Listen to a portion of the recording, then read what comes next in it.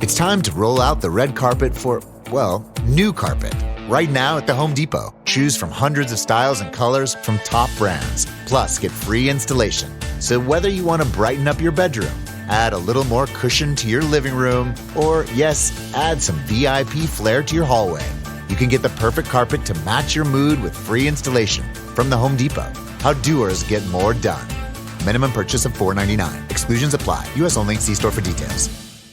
Target has Laundry Day covered because they offer a great selection of concentrated Tide Pods to help with all your laundry needs. Tide Pods clean, freshen, and help rejuvenate your clothes with odor fighters and stain removers. Did you know Tide Pods clean better than the leading liquid bargain detergent? Tide Pods are powerful enough to make your whites white and your brights bright, even in cold water. Just toss in 1 Tide Pod for small loads, 2 for medium, 3 for large. It's that easy. For great value and convenient pickup options, get Tide Pods today at Target. This podcast is a member of the Voices of Wrestling Podcasting Network. Visit voicesofwrestling.com to hear the rest of our great podcasts, as well as show reviews, columns, opinions, and updates across the world of wrestling.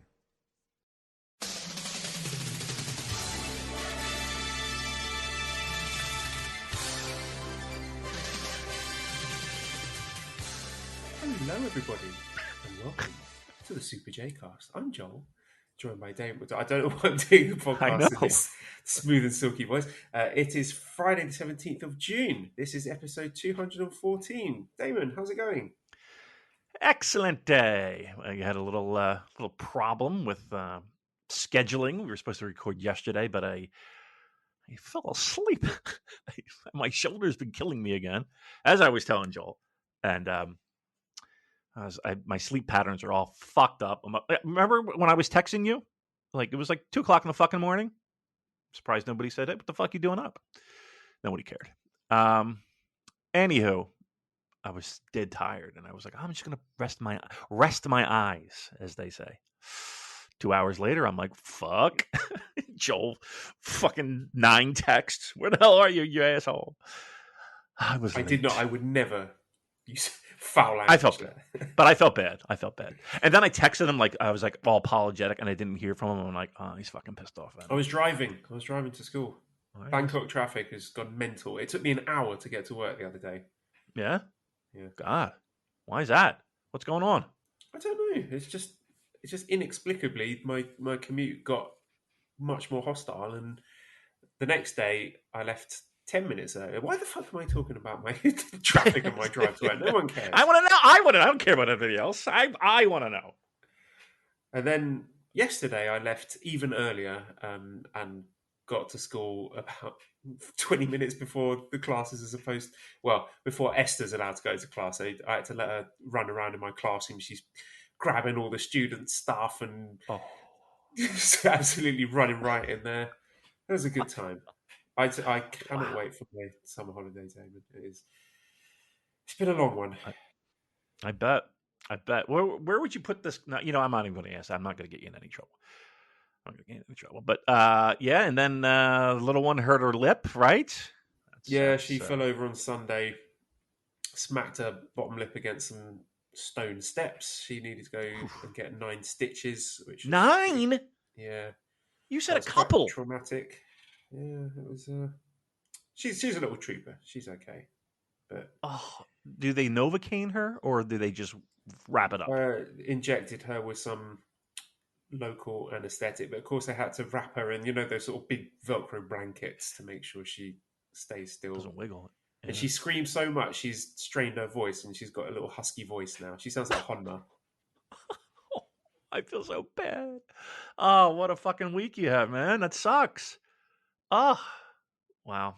Well, she's got her first battle scar. She's got her first... Yeah, it's part of growing up, isn't it? It's not it like, is. How did I let this happen? I mean, Arthur's crawling now so quickly, and Esther is not. And what I was hoping is that the age difference between them would be thus that by the time Arthur started moving around, Esther would be old enough to keep herself out of danger.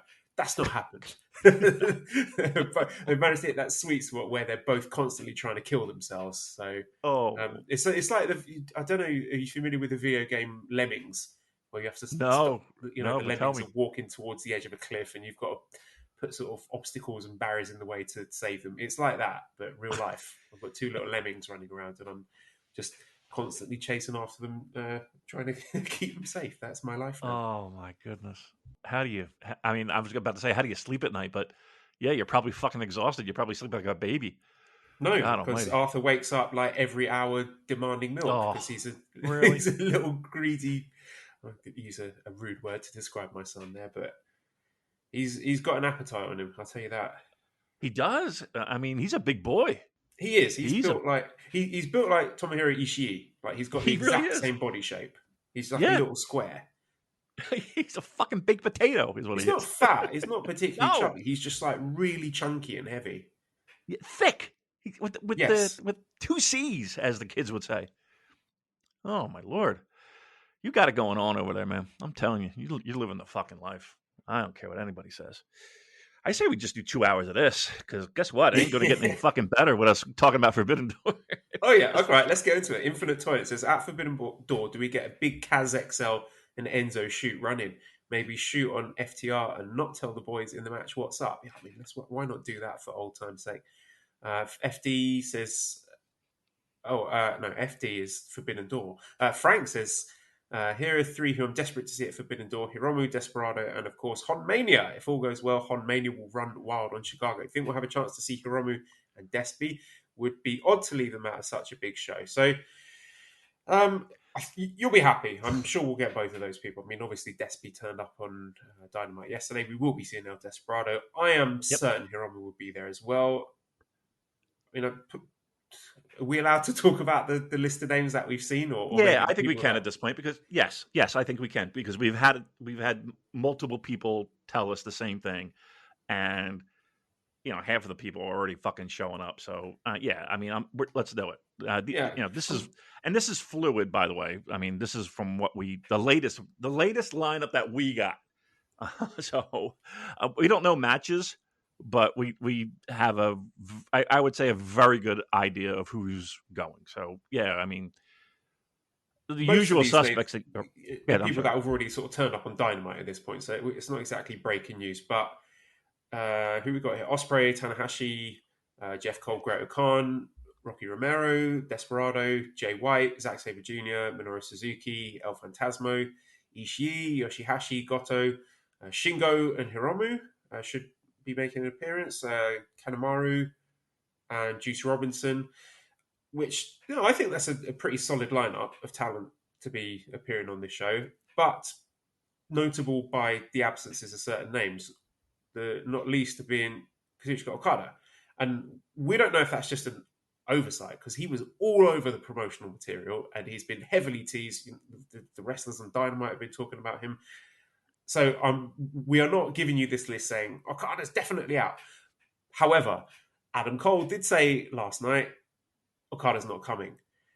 Some people have responded to that saying, oh, it's a heel. If the heel is saying that, that means he's definitely is going to be there. I don't know about that.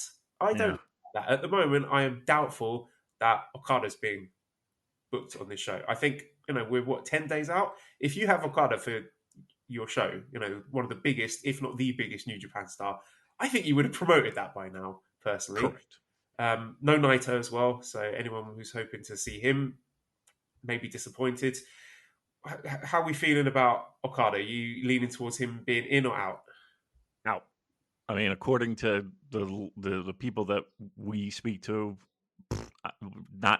we were told not to expect him. Now, could that be a secret? Again, I highly doubt it because why would you do that? That makes zero sense. Secondly, the way this angle went last night, I actually watched their show. I watched Dynamite. Adam Cole, basically said, okay, he's not going to be there. And the way that Adam Page kind of started his promo, it was kind of like, I'm a fucking dumbass. I didn't really take into consideration that, Okada might lose. And Jay White, would be a champion and blah, blah, blah. So I want to challenge Jay White.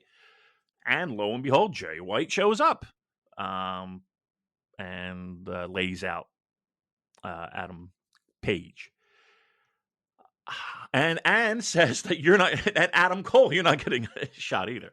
So this, I gotta be honest with you, this screams to me three-way, right? Doesn't it to you? Scream three-way? I'm struggling to think of matches that could interest me less than one, a three-way, and two, a three-way involving Adam Cole, baby. Yep. So again, I don't know. We don't know matches, but I have heard, actually. I've heard some whispers that there might be a different opponent lined up for Jay White, who has not been discussed yet.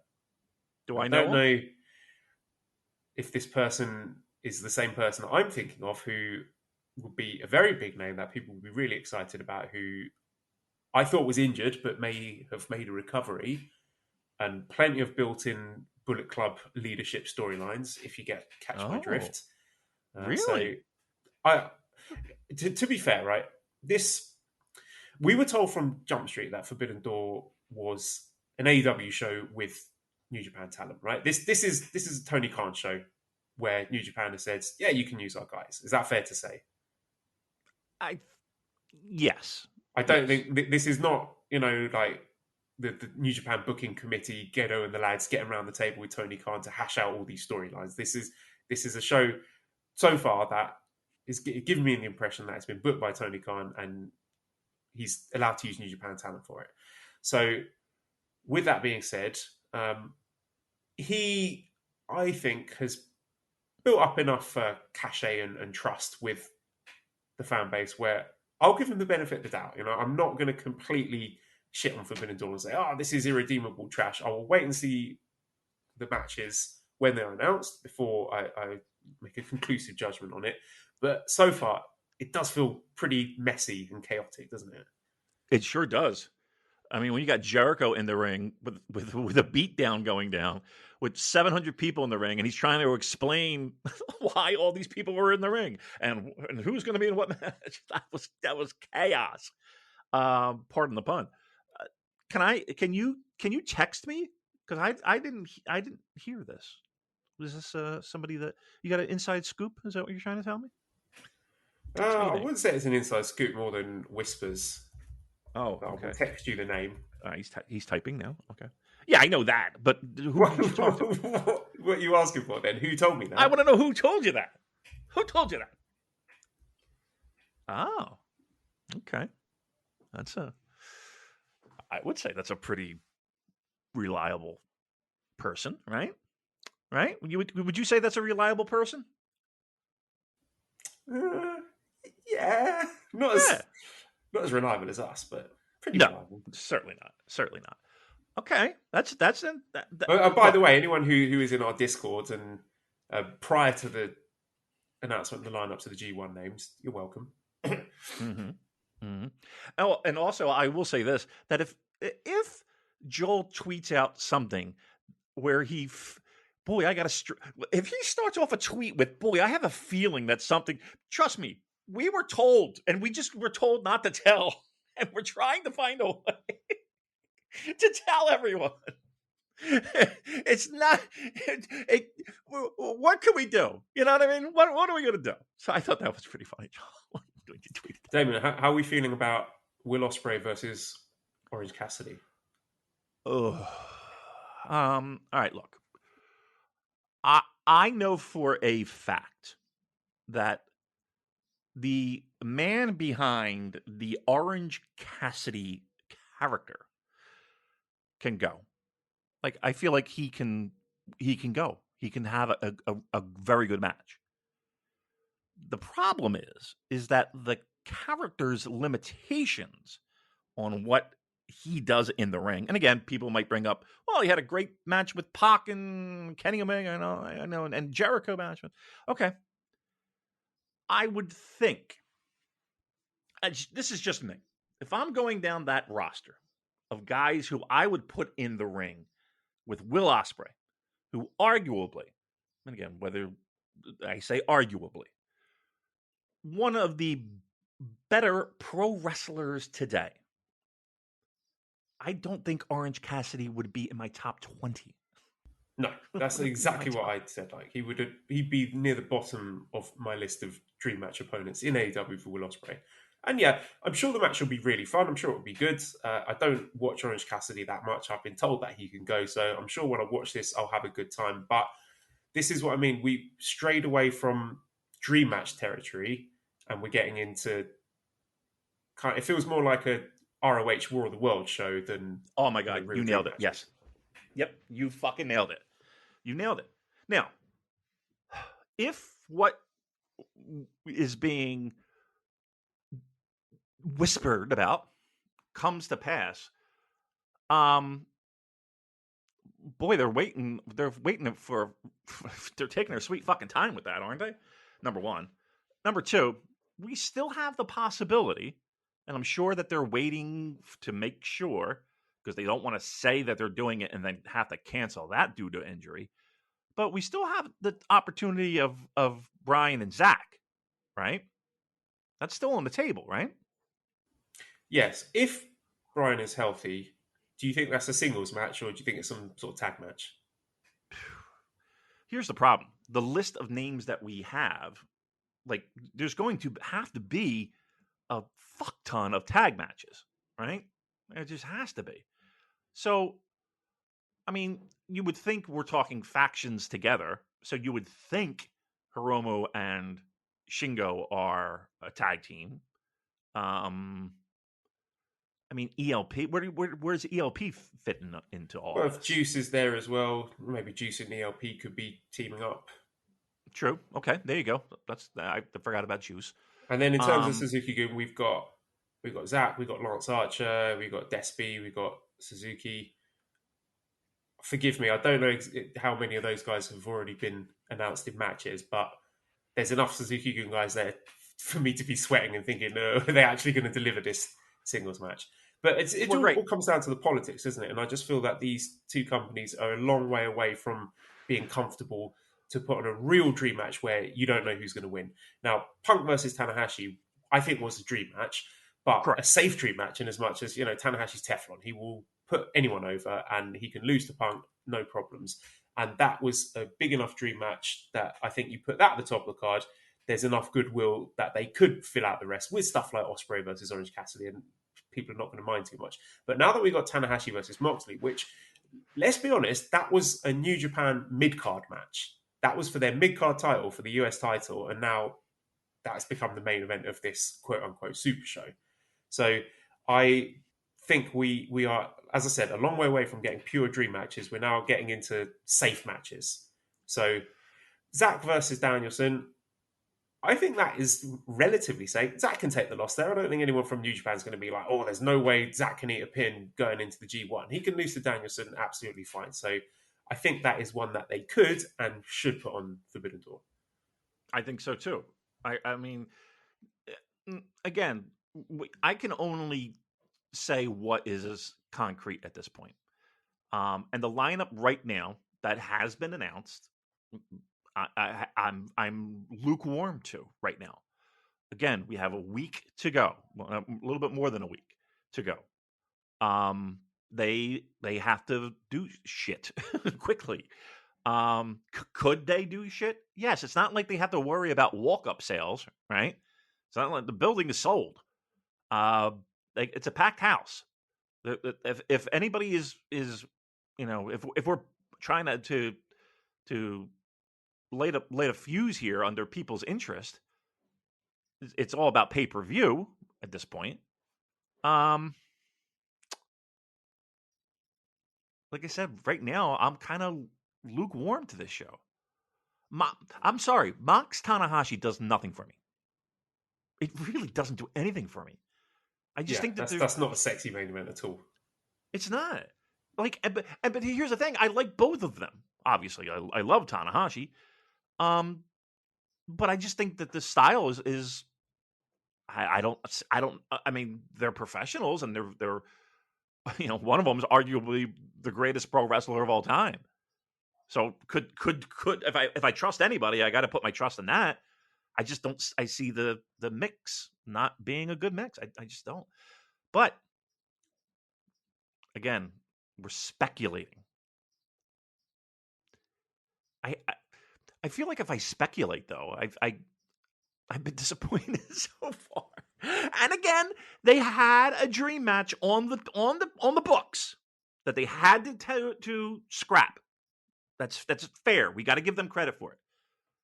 Other than that, right now, you're right. This feels like War of the Worlds. It really does. It feels like we need to put on silly tag matches to squeeze people in on the show. Let me ask you. Let me just say this. I'm just going to say it right now. It is preposterous to me. I understand that he might be having a child soon. I understand. The fact that Okada is as of right now not on this fucking show is insane to me. The fact that Naito is nowhere to be found on this show is insanity. They've had how long to fucking sort this all out? It feels like New Japan got a phone call and said, "Hey, we got a show in 2 weeks," and they were completely blindsided by it, and they're just fucking shoveling shit in as quickly as they possibly can. Yeah, I mean, you get that impression from the hasty way that the Tanahashi Goto match was announced, and this sort of impromptu tournament that they've announced for the Road 2 shows for this All Atlantic Championship. It does not feel like these are two companies that are on the same page and well organised and well booked. I've got this little headcanon where they've said to Naito, "Oh, do you want to be on the show, Tetsuya?" And then he sits down, watches an episode of Dynamite, and then goes, "Adios," and walks out of the ring. Yeah. And speaking of adios, we can't use a lot of other talent because of dumb political bullshit. Yeah, I had a question about this multiverse aces with the recent news of Andrade not being able to work. Well, it says not being able to work Forbidden Door. I don't know if that's confirmed or if he just can't work New Japan, along with Penta, Phoenix, and Ryu Lee. Apparently, he says he can't do New Japan because of politics. Do the benefits of the CMLL partnership outweigh the negatives? Okay, I guess I'll ask, what's the positive? Like, what's the benefit? That we can Fantastic Mania, Titan. You know what I mean? Like, what's the benefit again? Remind me. The fact that we who can are the send big over stars that we can use from CMLL that outweighing the likes of Andrade and Penta and Phoenix and Ryu Lee? Because I'm not seeing any. Neither am I. Sorry. It's just not there. And again, I understand the fact that we have this relationship where we can, put talent down there for, excursions and all that. Wonderful. I don't know. Like, to me, a dumb fucking pro wrestling nonsense partnership in this day and age where everyone is struggling to make a buck. We're doing this still. Like, we're still here in this archaic fucking mindset. It is crazy. So that's where I'm at with this show. It's on paper as we sit here right now until anything else is announced. I'm lukewarm to it. Are there possibilities that it could get better? Yes, there are. But until they're in stone, how could we get excited? Here is something you could be excited for. Pro Wrestling V1 says, is there a pre-Forbidden Door J-Cast gathering plans? Is Joel making it to Chicago, or is it just Damon? Well, I will definitely not be there, much like Kazuchika Okada. No, definitely not going. But Damon, you are interested in doing a meetup. Talk to us. Not more than thinking about it. I'm kind of like, all right, it's been a long time. Been a long time since we rock and rolled, kids. So I'm going to throw it out there. Now, keep in mind, I'm not calling a fucking place and reserving 400 tables and doing all that nonsense. That fucking won't happen. But I will say this. Before Forbidden Door at the United Center, I will be at a lovely beer and brats and bacon is their slogan. It's called Kaiser Tiger, and you could walk to the United Center maybe a little bit long of a walk. I don't recommend it, but they have a shuttle that apparently takes to and fro. So it's like a beer garden with these unbelievable fucking sausages and bacon and all this shit. So that's where I'm going to be before Forbidden Door, when I'm in my luxury suite, my Voices of Wrestling luxury suite that I will be in. We will be living high on the hog, if you will, with an open bar, Joel. I gotta send you this fucking menu. It is fantastic. Top shelf liquor. I will be so even if the show sucks, trust me, I'll get my money's worth. You know me. So anyway, look it up, Google it. It's called Kaiser Tiger. It's a beer garden. It's walkable to the United Center. There's a shuttle that goes there. I'll be there before the show, probably like 2 or 3 hours before the show. Just, you'll know it's me. I'll be the only fucking asshole with the Toronto Maple Leafs hat on, probably. But yeah, so let's plan on that. If you feel like going, hit Joel up. That'd be a great idea. Hit Joel up with a little DM action if you could. And then I'll see if I can reserve in our some Discord spot as well. Our meetup Yes, channel. or Discord. Yeah, that'd be a good idea too. So again, the name of the joint, I'm not calling them. I'm not doing all this nonsense, but that's just where I'll be. If you want to meet up, I would love to see you. Kaiser Tiger. Look it up. That's where I'll be before Forbidden Door. Yeah, I've looked it up now, and on the side of the building, painted in huge letters, it says sausage, bacon, and beer. 3 of the best things. So definitely going to have a good time there. Should be nice. I mean, it looked like a fucking great place, and like I said, get a couple in you, hop over to the show, and hopefully we'll have some good times. Well, here's the thing: we're definitely going to have some fucking good times. Good times are going to happen, whether we had a forced hand or not. So, let's do that. Let's do Kaiser Tiger and smiles all around. All right, let's talk about Dominion 612 in Osaka-jo Hall, which took place last Sunday. Overall thoughts on the show, Damon? It was lots of fairly short matches. A lot of them just sort of washed over me. I thought it was a solid show, pretty entertaining, with a great main event. How are you feeling about it? Pretty much the same. And I'll go one step further for you. I thought this was Jay White's crowning achievement. To me, he was spectacular in this match. Now, I'm gonna put a little asterisk there, in the sense of this is a Jay White match, right? So you kind of have an idea of what's happening. Not in so much interference, but working, healing it up, just being an insufferable asshole during this match. And I thought the thought occurred to me. Jay White is better, and I don't care who the fuck. I think Jay White is a better all-around heel than MJF. Would you agree with that? Yeah, Jay White's the total package. I really like MJF. He's got a lot of things going for him. I think he's improved tremendously in the ring. A lot of people kind of hand wave his wrestling, but I think he's got a lot better. I think he's a good wrestler, but Jay White is a great wrestler. Yeah. And he ticks all the boxes for everything you need, not just for a great heel, but just for a great pro wrestler all round. I'm sure he's more than capable of being a tremendous babyface as well. Maybe we'll even get there. But and one of the big debates coming out of this was the promo. Who had the better heel promo this year, Jay White or MJF? Which, again, I'm leaning more towards Jay White on this one, but it's a great conversation to have. Both tremendous talents. But yeah, Jay White, I mean, Liam asks, do people who doubt Jay White's ability to be a megastar have literal brainworms? I mean, he was talking about this on the Discord and the booking of Jay White. And us and other people were thinking, he missed the G1 last year. He's been stagnating in the US. His powers dropped. He's not the huge star that he was at the end of Wrestle Kingdom following that match with Ibushi. Can he get back to where he was? And you see, his first match back, he immediately beats the top star in the company for the top title, clean as a whistle. I mean, there was a bit of bullshit during the match, but when it came down to that closing stretch, he won it clean.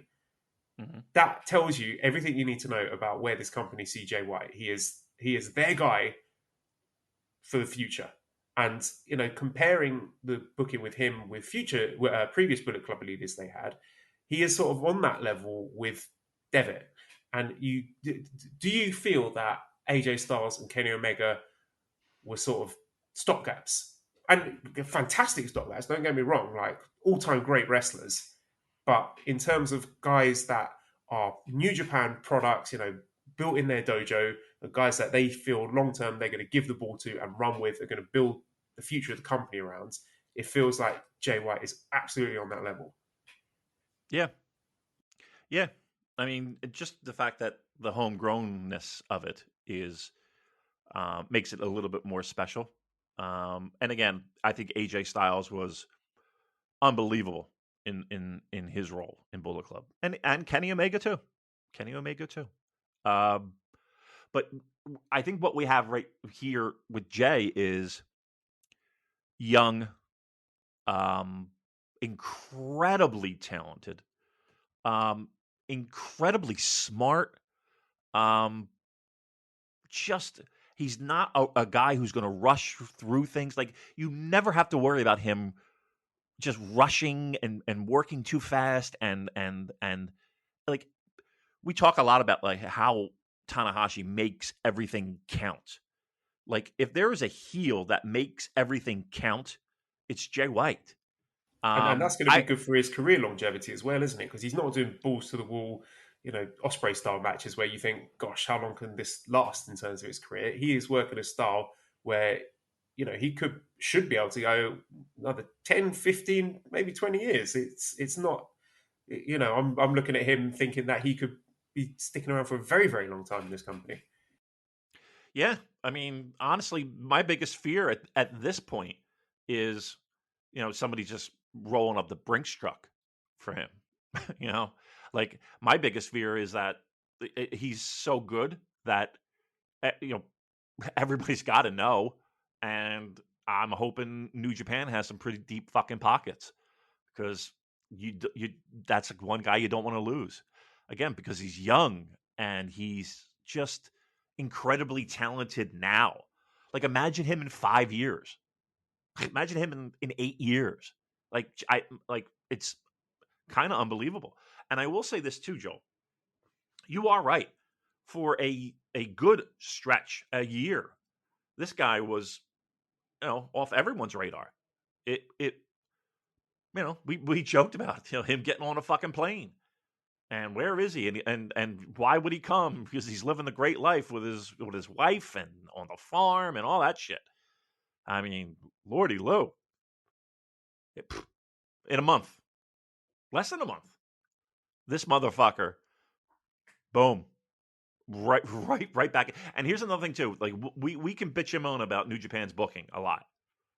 Not when it comes to the heavyweight title, for the most part. I mean, Evil aside and all that shit. Like he feels like a fucking, not just a star, but like a mega star. He really does. And for the people who don't get it, boy, I don't know what else you would need aside from the match that happened, last week. That match to me was a masterclass in being a bad guy. So good. I was so impressed. He's the king of the story match, isn't he? I mean, this one and that Ibushi match at Wrestle Kingdom, where that Ibushi match is telling the story of him just basically crumbling before our eyes, falling apart, unable to break down Ibushi, and just looking again, what do I do? What do I do? And then that amazing post-match promo where he's like, "This is Jamie speaking, help me," showing that vulnerability. But here, the story of the match being he built the whole match around the clap crowd. And being angry with Okada, blaming him, look what you did, this is your fault, how could you do this? And it's like the story being he went into that match trying to fix that problem. So he was the whole match trying to get the crowd to cheer for Okada. Come on, cheer for him, clap for him. And then towards the end of the match, he's like, fuck it. If you're not going to cheer for Okada, then I'm going to make you cheer for me. And he got people cheering. I mean, that post-match promo, just absolutely brilliant stuff. First of all, the bit in the ring where he is goading this Osaka crowd into shouting out and whooping and cheering. And I don't know if that was ad-libbed or not, but I thought that was a tremendous moment. It really, felt quite special. And then the backstage promo afterwards, where he's just basically took a torch to AEW and just effed their roster and built up about 10 different feuds in the space of 3 minutes. Just brilliant, brilliant stuff. The man's a genius. He's incredibly talented, and you're right now. And like, I mean, we know that the clap crowds are coming to an end soon, but like, how do you turn back now? Right after Jay White just and keep in mind, this is Osaka, and I think it was Kevin Kelly who said, they're going to do what the fuck they want to do for a long, don't tell them what to do because they'll do the opposite. Um, he had them. He had them in the palm of his fucking hand. Um, yeah. I mean, again, this is not going to be a match that necessarily would be, you know, I don't know, like he's so unlike every other New Japan pro wrestler in that spot. Like he's just so different, and like he he feels like an absolute breath of fresh air. Pardon the pun. You're going to an athletic, spectacular match with your Tanahashis, your Okadas, even your Naitos, your Ibushis, all them. And then there's Jay White, who again, athletic, yes, of course, and a great pro wrestling match, but just the fucking small shit that he's able to do, and not really, he's not going to Will Ospreay you to death. I don't know. I was totally impressed. It's been building for a long time. And then it cooled off. It definitely cooled off, not gonna lie. But in a month's time, I have a newfound respect for Jay White. Absolutely. Adam says, did you notice that Carl and Gallows were doing the elite hand gesture while posing with Jay? What do you think this means? I mean, I wouldn't read too much into that. I think we're obviously heading towards some sort of Jay White, Adam Cole feud thing down the line, but I assume that's the direction it's going. But yeah, fantastic main event. Very happy with that. The semi-main event, let's work backwards through the card. That was Will Ospreay defeating Sanada in 12 minutes 50 seconds for the vacant IWGP United States heavyweight title, which was not there. I loved Ospreay going, where's the belt? You don't have the belt. This fucking company. That was good comedy. But nice tight 12 minutes. I thought this was a really good match. And I came away with this one thinking that I think Sanada has noticeably improved over the last 6 to 12 months. He previously, when going into very technical or high-paced sequences towards the end of matches, fell apart. And things would get sloppy and he'd blow spots and you think, oh no, what's happening? But he stopped doing that. And I think he's having a really good year. I'm thinking about the Tanahashi match earlier in the year. That was tremendous. This match I thought was really good. Now, I'm not saying that, okay, he's going to be the top star in the company and let's belt him up and go with that. But I have a newfound appreciation for the in-ring work of one Seiya Sanada. So what did you think of the match? I thought it was good, and I thought Sonata was good, but I did leave that match thinking, man, Will Ospreay is really good to pull the best out of Sonata. And you mentioned two guys, Tanahashi and Ospreay. I mean, I would hope that you would have a very good match with those guys, right? Show me that shit against Evil. You know what I mean? Show me that shit against, whomever. Like, yeah. Well, okay, yeah. So Sanada is not the guy who's going to drag an inferior wrestler to a great match. He's not that guy. He's never going to be that guy. But prior to this point, he was not a guy who would consistently rise to the level of his opponents. It would happen sometimes. Like he was capable of having fantastic matches, but there was also an equal chance. You could flip a coin whether you're going to get good Sanada or sloppy Sanada. But I think now he is more consistently managing to match the level of his opponents.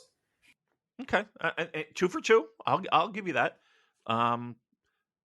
Consistency is the key, and I'm tipping my cap to him for these two performances. Okay, let's see what else we got. Right? Let's see if we can continue this streak. Is all I'll say. Next, we have the 8th match, which was the Never Openweight Championship match, where Carl Anderson with Doc Gallows defeated Tama Tonga in 60 minutes and 28 seconds. So, there's a lot to unpack here. So, this was Carl Anderson's first match, his first singles match back in New Japan. I thought it was good. I was impressed. Obviously, he was not dogging it, and he did reference that in the backstage promo, which was very, very funny and made Luke Gallows laugh. So that's definitely worth checking out. But I thought it was a very good match. Maybe went a little bit too long, kind of lost me a bit in the middle, but overall, I would say that it delivered. I was very surprised, actually, that Carl Anderson won, because you kind of expect the Never Openweight champion to be in the G1 Climax. So that definitely raised my eyebrow. But, there's a lot of storyline stuff going into this. Angus says, have there been any other student versus teacher matches between Westerners like Tama versus Carl? Happens with Japanese guys a lot, but it's not a trope I see often in the West. Very good match, I thought. Bash says, where do you think we see a Never title rematch at Forbidden Door or in an Impact series, since Tama is in the G1 and Carl is not in it? It's definitely an interesting switch of the belt. So what did you think of the match and the outcome of the match? It's surprising. I will say that. I mean, I don't know why why would you do that? Like, I don't understand why. Like, that's what after the match. I guess that was the biggest why. Why would I guess they that? want to make Carl Anderson look like a guy. If you bring him back his first match and he's losing to Tama Tonga, then you can sort of okay, well, this guy's not even a mid-carder, like below that. So I understand why they wanted to give Carl Anderson the win. Okay. Now I'm not going to say they're in the same stratosphere or even in the same fucking boat, but it's okay to for Doc Gallows to to look like a fucking boob, and Carl Anderson has to get a win to look strong. Yeah, At the expense, they're very different levels of talent, aren't they?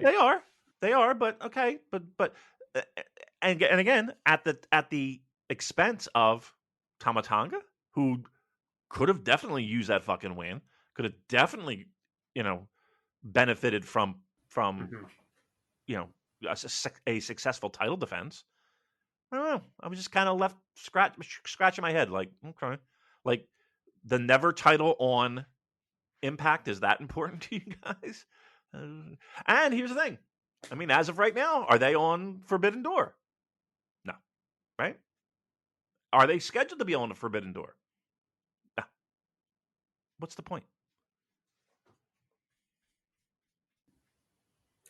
Yeah, I would have had Tama keep the belt. I think him going into the G1 Climax as the Never champion would have been good for him. With Vanguard Advice, no matter what your retirement goals are, they can help you get there and enjoy it for years to come. The financial journey is all yours, but you never have to take it alone. That's the value of ownership. Visit Vanguard.com and explore Vanguard Advice. All investing is subject to risk. Fund shareholders own the funds that own Vanguard. Services are provided by Vanguard Advisors, Inc., a registered investment advisor.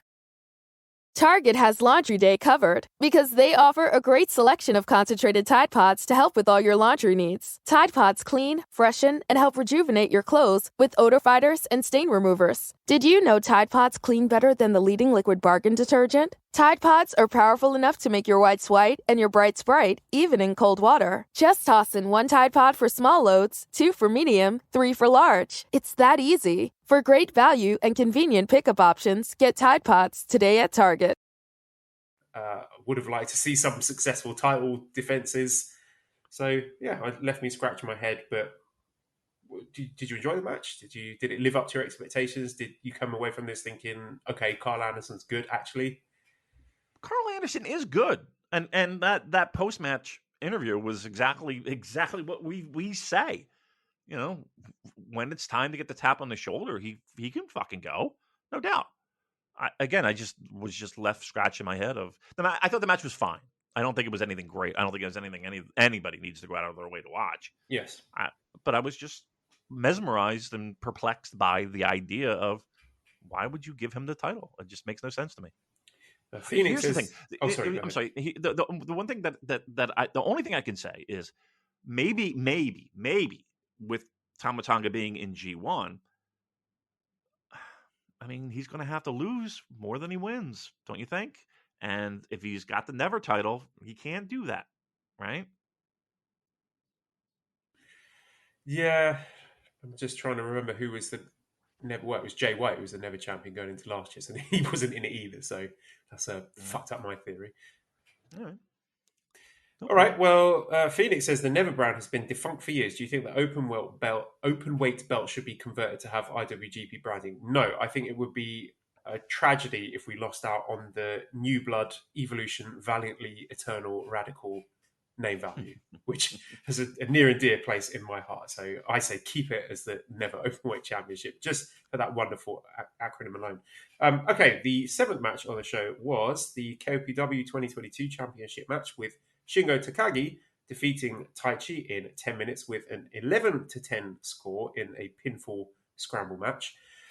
This was, I thought, really, really good. This is a subversion of the usual match structure. Like, they got the big striking exchange out of the way early. They were sort of trying to soften each other up. And just the drama at the end with Taichi desperately going for multiple pinfalls and Hail Mary pinfalls, Shingo kicking out at 0, like right as the buzzer went down. And again, dare I say it, KPW is good now. If they continue to come up with creative stipulations like this, where they coming up with interesting situations, creating drama from unusual and underutilized aspects of pro wrestling, this is more.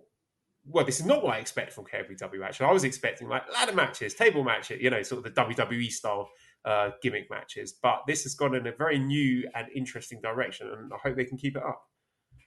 Yeah, it's I'm amazed at the way this match was constructed in the sense of they had I guess what Taichi was down by 4 or 5 with like a minute to go, and he hits a maneuver, and now he's got to go hit something else to make up the one that he or 2 that he was behind or whatever it was. But I find it amazing how they're like the guys working the match, Shingo and Taichi, and even I don't even know who was roughing the match, but I'm sure he had some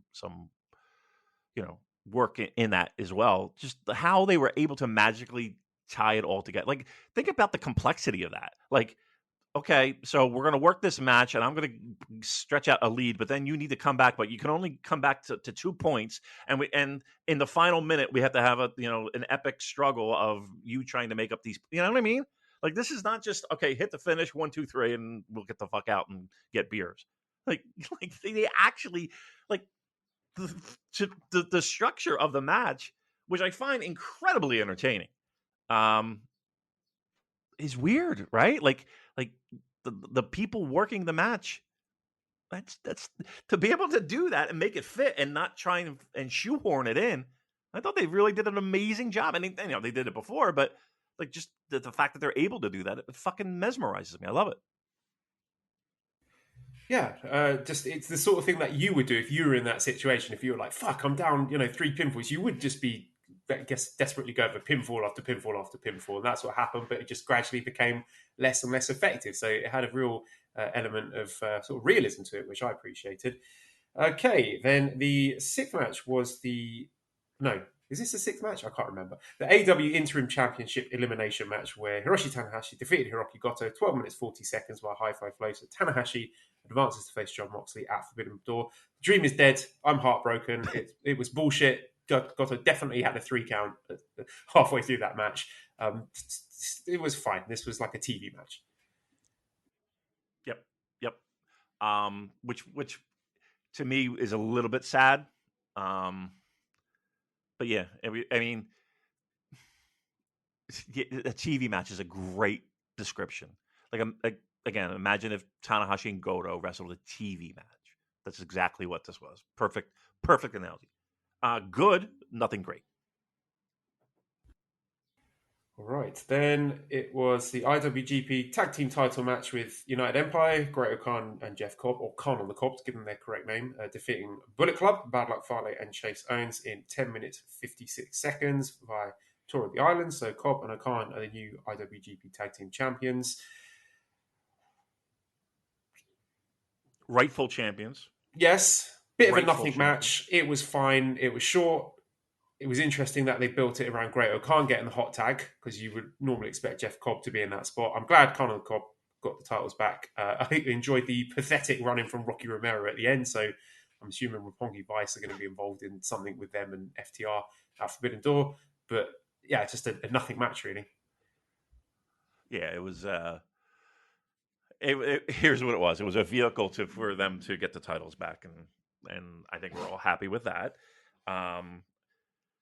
Do you ever think,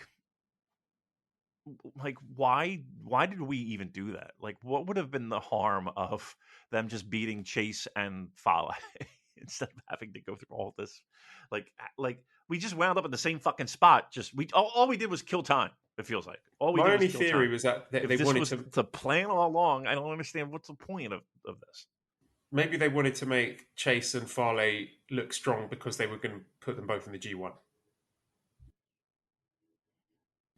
Is that a good enough reason for them to G1. win the tag titles? All right, maybe. Let's mean, talk about the G1 lineups then. So yeah, we got the announcements I in the middle of guess. the I show. mean that's all right.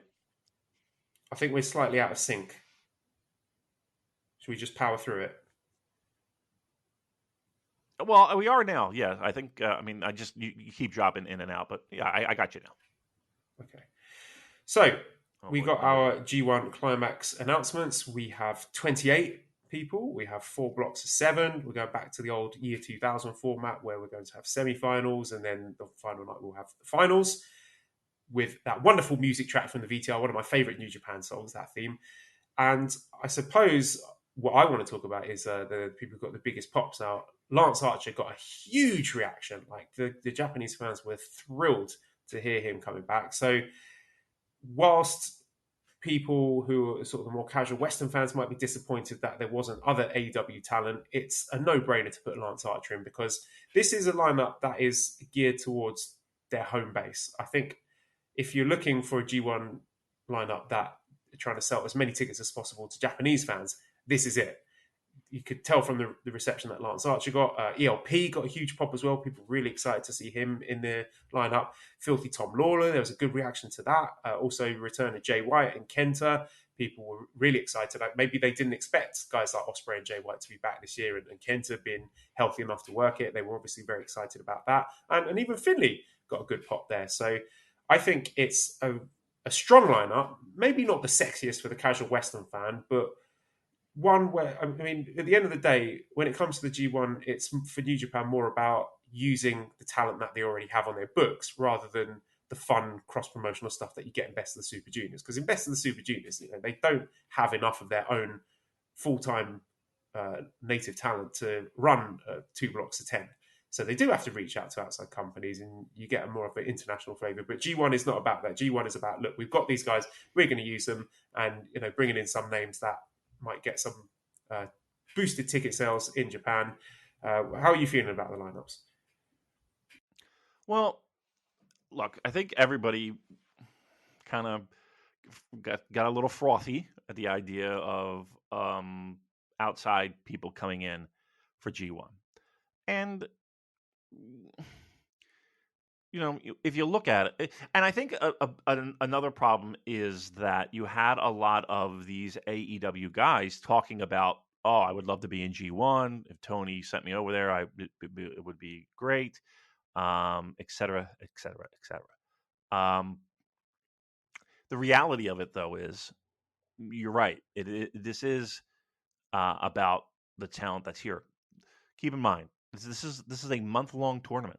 This is major guys in AEW cannot afford, from a storyline perspective, from a promotional perspective, from whatever, and the honest to God truth. I mean, injuries have played a part in it, I'm sure, but the fact that they're going to be away from their families for a good solid month, when it really comes down to it, that's a big deal.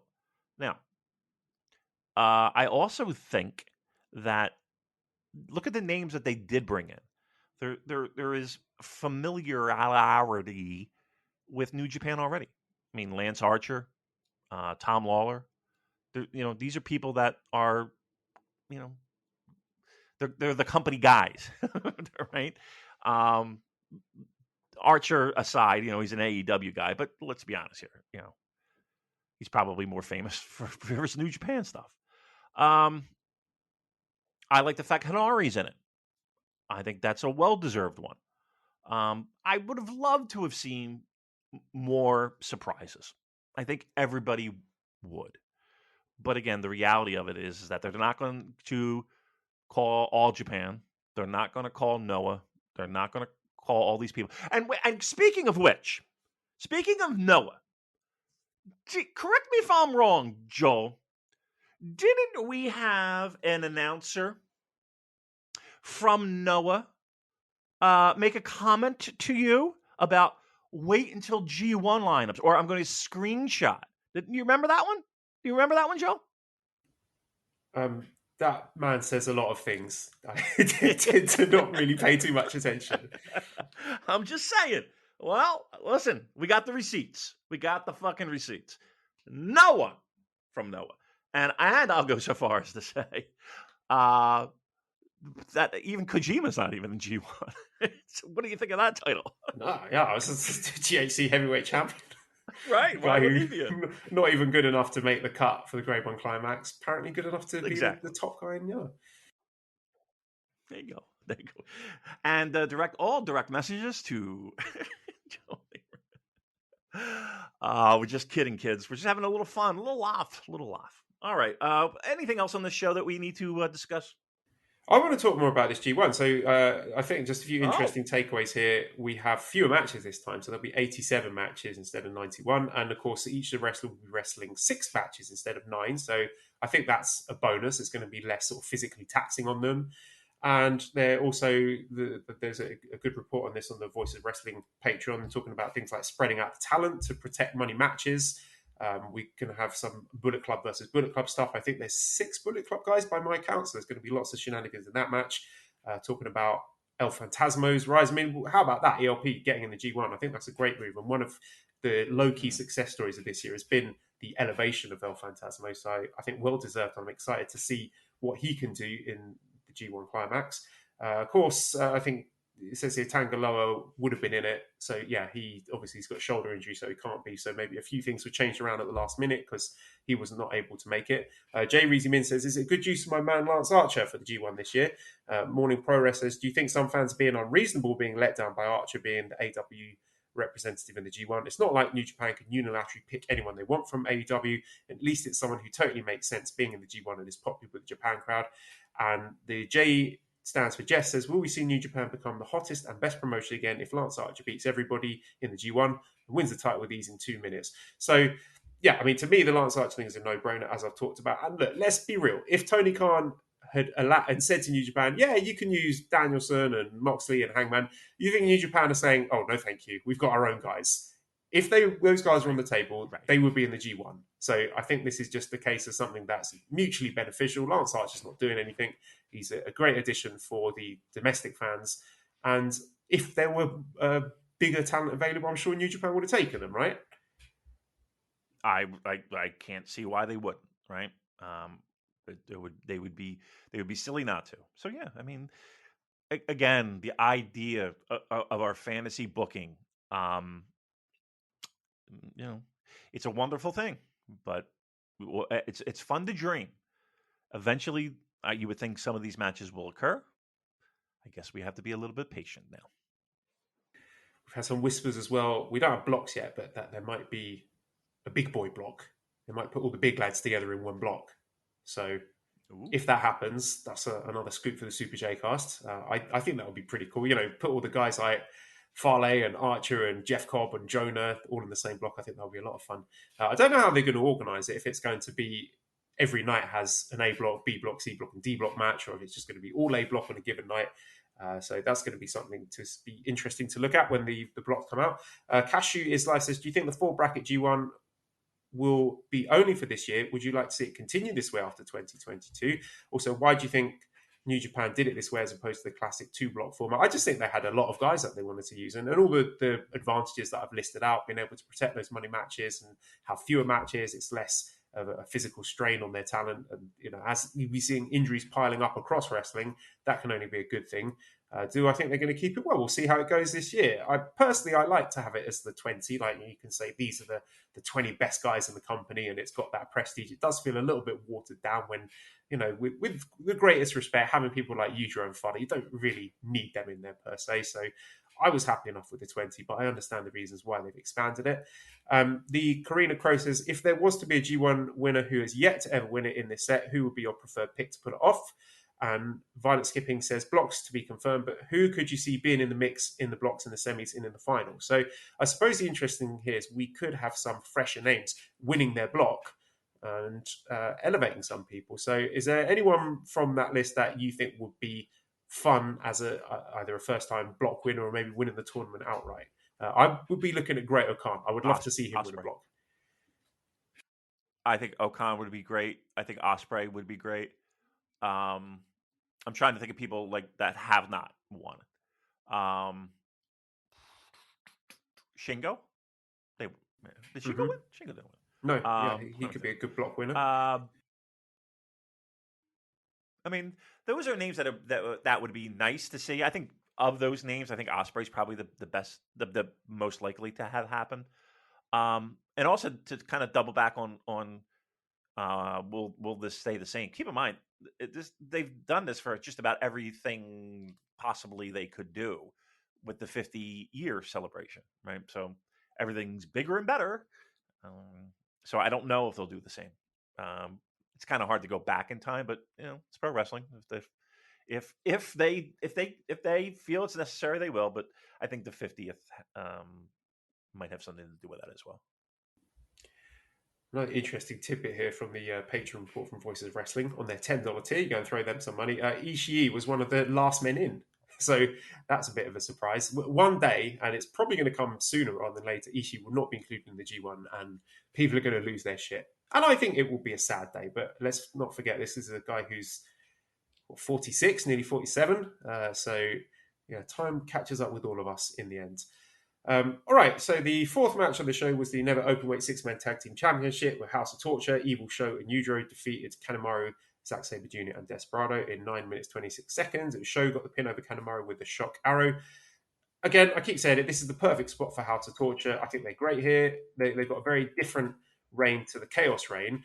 We are not getting 36-minute epic Korakuen Hall main events. That's not happening. But I think this is for the fourth match of a 9-10 match show. This is absolutely fine. 9 minutes long. This is perfectly adequate for the spot it's been given. Yeah, I mean, you got guys that. Do you really want that epic 30-minute match? I don't think so. Yeah, it is a perfect spot, and we've said this before. Like, them winning the titles was just perfection because they're tied up with these titles, and that's not to say Evil and House of Torture can't be involved in other programs, but right, doesn't it feel like it's like that whole situation has cooled down tremendously?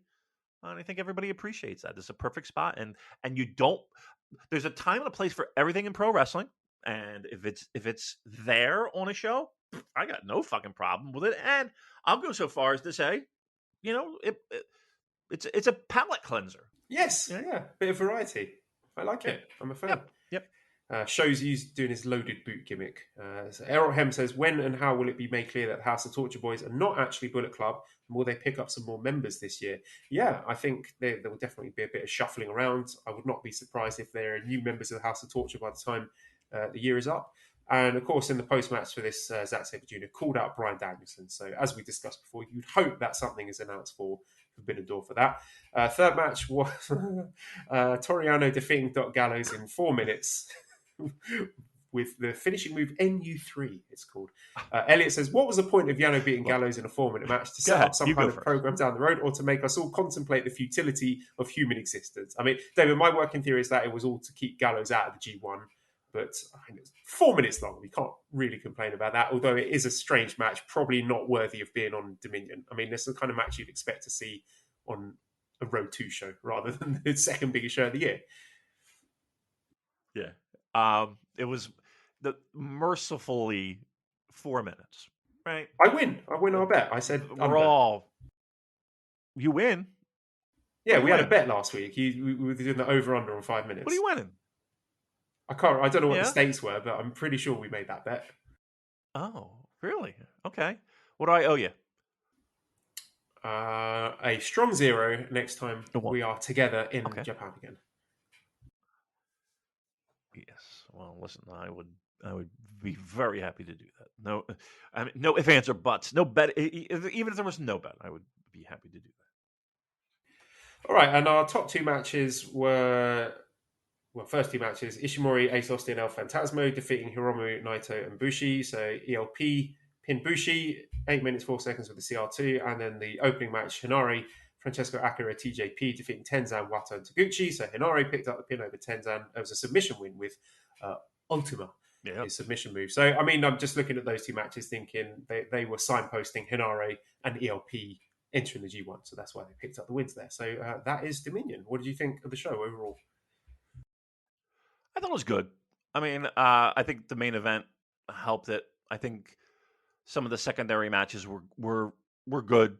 I don't think this is show of the year contender by any stretch. Again, the undercard was kept short. Some of the matches will let you'll be scratching your head, but I think the main event is well worth the watch, if just for Jay White. And again, Okada being great as well, but I think the main event really was a special match, a very special match. All right, let's have. I've got a question here actually from Let's Groove Tonight, who says, "What do you all make of Meltzer's comment that New Japan's booking is sub WWE level at the moment? I think it's a little harsh, but it does seem the company has lost some of the momentum it seemed they had going into Best of Super Juniors due to some questionable booking decisions."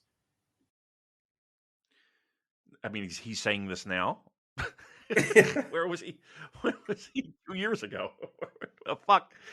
I mean, I don't think. I think it's gotten better. Don't you? I mean, what booking wise is terrible right now? Like, tell me what. There's things that, again, you're scratching your head. Carl Anderson winning the Never. Okay.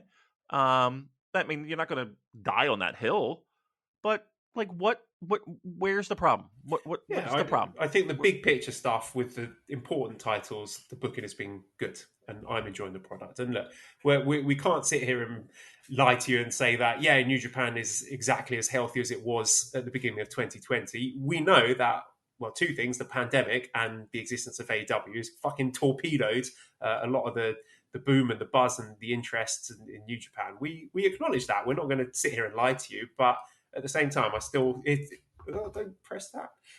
Sorry, Esther's doing a running now. At the same time, I still think it's a very, very good product, and I enjoy watching it. So fuck you. Oh, Jesus, my Lord. Yeah, look, I agree. Well, I mean, I would just be repeating the same thing as you, but I'm with you on that, and the fuck yous too. I'm with you. Oh, look at this picture. I got a beautiful picture of a beautiful child. Yeah, she just every time we record the podcast, there'll be a point sort of as we approach the ends where there's a little knock on the door, and her little Esther's sleepy, fluffy face, fluffy head pokes around the corner, and she comes and gets involved. She's playing with the El Desperado piggy bank. She's enjoying that, Damon, that you sent. Can I ask a question of your parenting at this point in the show? Why does your kid have a Christmas fucking shirt on? Esther, why are you wearing a Christmas shirt? Why you got a Christmas shirt on, kid? She just loves Christmas. What can I say? It is the best festival. Listen, Esther, do you love Daddy? Esther, say, I love you, Daddy. Say, I love you, Daddy. She's no selling me. Oh. What a betrayal. Yeah. I guess it's because you made fun of her shirt. Yeah. Sorry, Esther. All right. Let's talk about these Korakuen Hall shows that are coming up next week. So Monday, June the 20th, we've got Fujita versus Hinare. I can't be bothered to read all these matches. I'll tell you the important ones. The 5th match, we got the AW All-Atlantic Championship qualifier first round. Tomoaki Honma versus Clark Connors. And then the 6th match, the other qualifier, Tomohiro Ishii versus Yoshinobu Kanemaru. So the winners will meet the following day. Who have you got? Who do you think is winning in these brackets? I mean, just the sort of casual disrespect shown to these titles. Honma versus Clark Connors. I mean, Ishii versus Kanemaru, that's fine. But Honma versus Connors is like tremendous stuff. I love that very, very much. I mean, I'm assuming it's Clark Connors against Ishii. I think that could be a fun singles match, and Ishii goes on to that. I think it's a 4-way for that All Atlantic Championship. But this sure is something, isn't it, Damon? It sure is. Just what the world needs is this fucking. Where's Tamatanga to chuck a fucking title in a trash can? We need him right now. I'll say this: I don't think it's a guarantee Clark Connors wins. You think it's a guarantee? What you think? Ishii versus Honma is a direction. Yeah. Fuck it, why not? just Let's for do the it. banter. Let's do it. I like Honma. I think he's good. You love him. Yeah. You love him. And you think he's one of your favorites. Running wild. Running wild. All tanned up and ready to go. Kokeshi's for everyone. What an absolute throwaway this title is. Like seriously, this is the scandal of the year. This is New Japan's scandal of the year. Oh my Lord. They might as well just take the belt and shit on it in the middle of the ring. this lineup. There's these qualifying matches. Shut the fuck up. Holy moly. I mean, give me a scale of 1 to 10 of how interested you are in this nonsense. I'm quite interested, actually. What? I mean, for the New Japan offerings, I just think the approaching it through the lens of who did New Japan book and how much did they know about it, it just screams like last minute scrambling. We've got to fill up this on the roster. Who have we got? Who's not doing anything? All right, Clark, Honma, you're in. So from that aspect, I think it's quite interesting. Am I interested and invested in the prestige of this style? Absolutely not. But just looking at it from examine it from the viewpoint of the relationship between the two companies and cocaine fueled booking from one end and the other side of the company being oh fuck, we've got to get some guys for a tournament. Who we got? I think that's quite funny. Yeah, it kind of is actually. It's just the sheer absurdity of it. All right, look, I guess this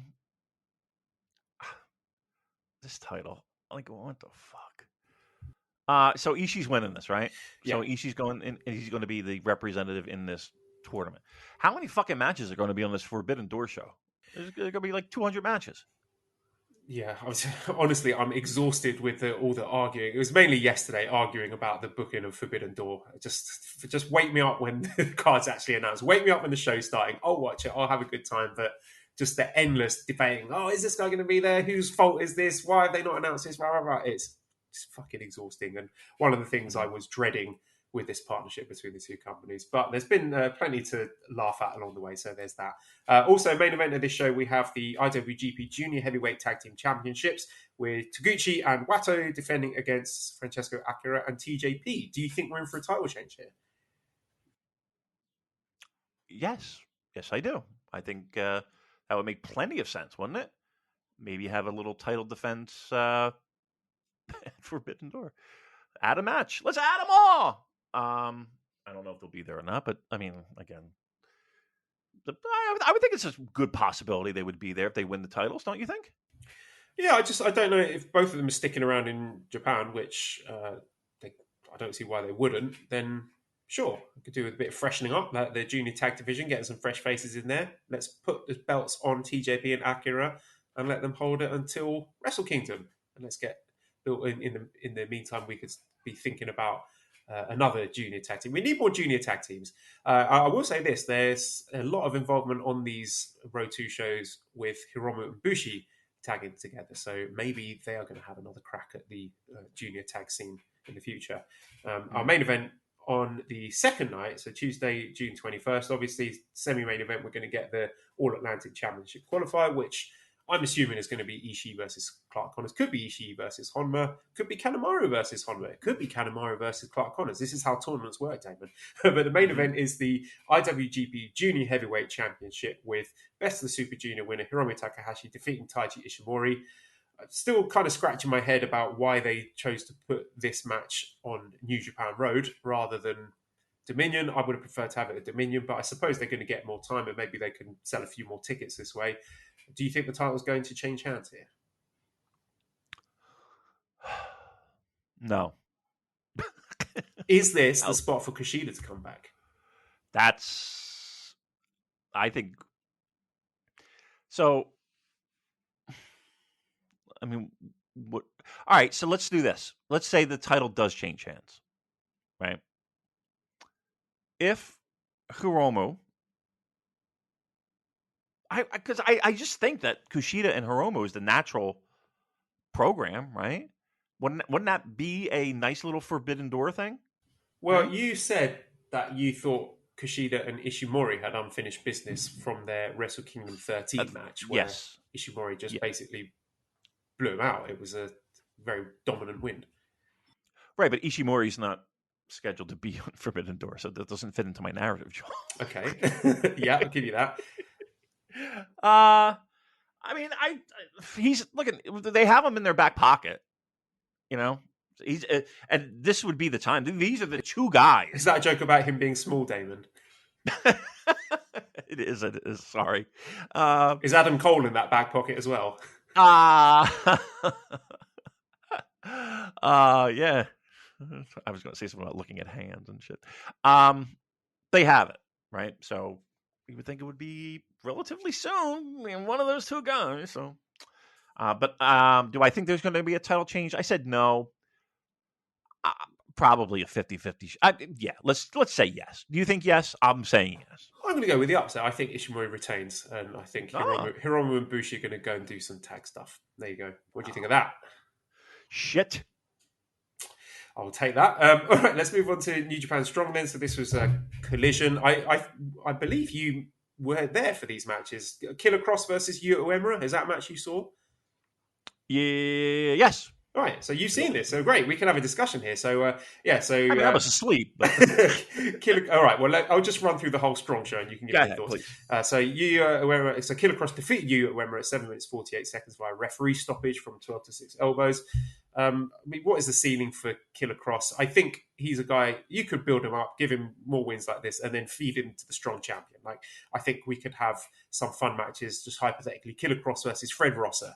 For if Fred Russell wins that strong openweight title, that could be a fun match. So I would say that is the ceiling for Killer Cross. I don't think he's a guy that New Japan are going to be looking to fly over to Japan for tournaments anytime soon because I don't think he's a very good wrestler.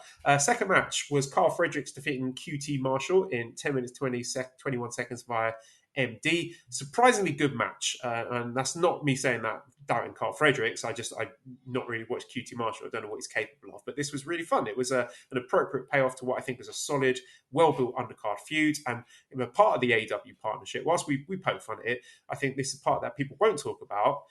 But if we can have more feuds like this, these undercard feuds that we can see on Strong and Dark or whatever those shows are on AEW, with the lower level AEW talent who are not doing anything, giving some fun stuff with the strong young lions and the lower level card people like that, then I think it's a mutually beneficial thing. I think this is what an excursion should entail.